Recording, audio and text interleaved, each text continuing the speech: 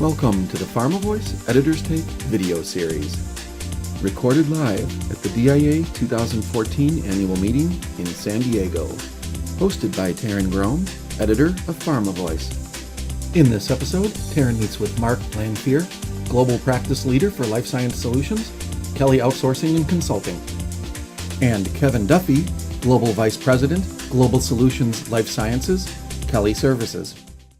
Welcome to the 50th anniversary of the DIA. Thanks, Darren. It's nice to be here. Great to be here. Let's talk about talent.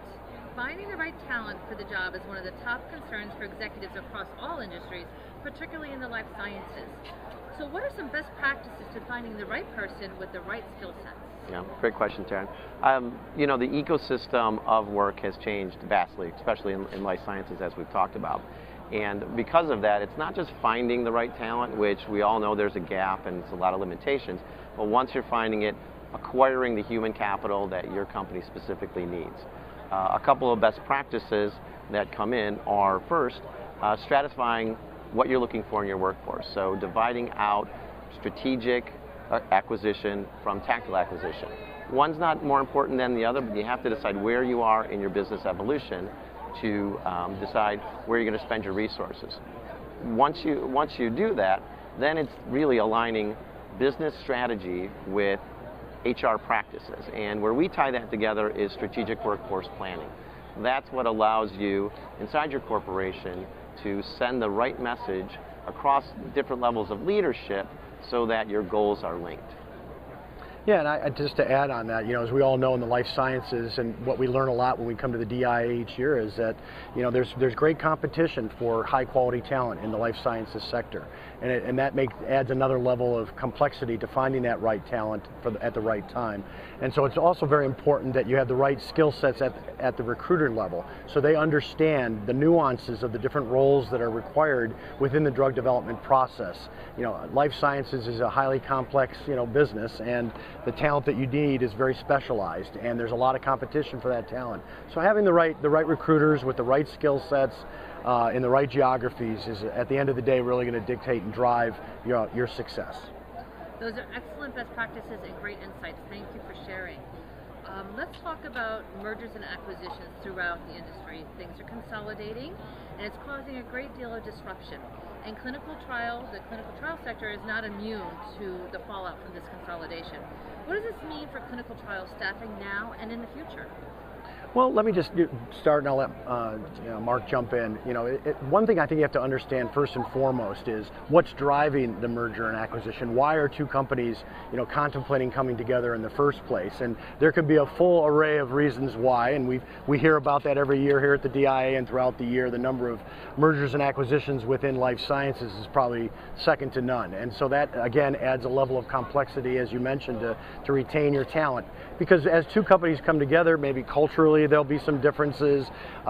Certainly the geographies where the company's headquarters, is it an EMEA-based pharma company, or is it a US-based company? So you're going to always have those challenges as well. But as part of the drug development continuum, what we hear a lot about is your ability to stay nimble, to stay flexible in addressing your needs. Because one of the things that will happen during an M&A is they'll look at the trials that are ongoing and try to do some rationalization around, phase 3 versus phase 2, or perhaps if they have two trials that are going on with similar indications and endpoints, one of those trials may have to come to an end. So I think what you see a lot in this sometimes disruptive process of M&A, where it slows down the drug development pipeline. So I think it's very, very important that companies begin to further adapt their ability to stay flexible, stay nimble, especially during that 6 to 9 months during the actual merger of the two organizations.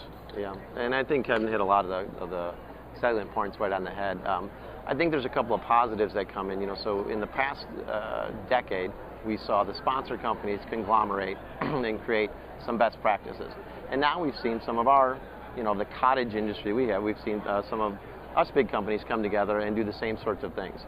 With the gap in talent, one positive I see to a lot of the merger and acquisition activities is that some of the talent has been conglomerated together. And so we are sharing practices, we are sharing products, and we're sharing the talent now. And so we're seeing sort of almost a co-development occurring, and the use of human capital, which is limited in our industry, can now be shared a little bit more. So there's been positive and negatives to both. Okay, I have a question for both of you now, finally. In your opinion, what are the most critical workforce issues today?